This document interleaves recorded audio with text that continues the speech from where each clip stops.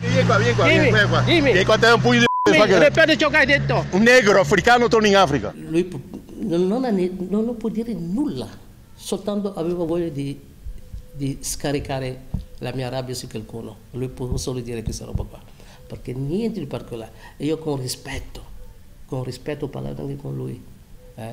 Ma le parole che lui ha detto, veramente è l'odio proprio, l'odio razziale proprio. C'è poco da spiegare, secondo Omar Seye, su quanto accaduto l'altro giorno a Negrisia, quando lui si è fermato a chiedere dove fosse l'ambulatorio del sostituto del suo medico. Senegalese d'origine, in Italia con la famiglia da 34 anni, Seye è perfettamente inserito nella comunità, attivo nel volontariato e collabora per iniziative di integrazione degli stranieri.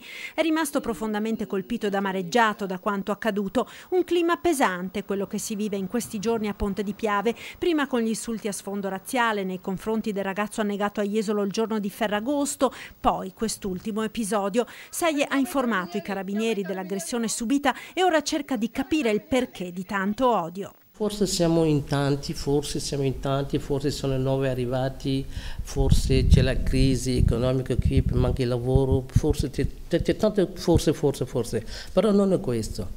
Noi dobbiamo fare in modo che la nostra mentalità, la nostra testa, l'anima, la fede non sparisce. E questa è l'importanza.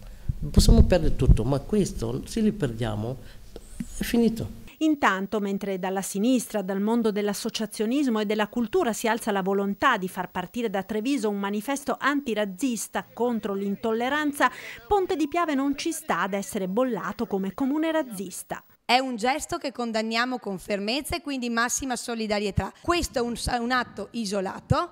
La nostra comunità, ci sono i cittadini che sono integrati, frequentano le nostre scuole, frequentano tutte le attività della nostra comunità. Ponte di Piave non è una comunità razzista e non permetto che per colpa di un fatto isolato venga strumentalizzata un'intera comunità che invece sta dimostrando anche nei gesti tutto dell'altro.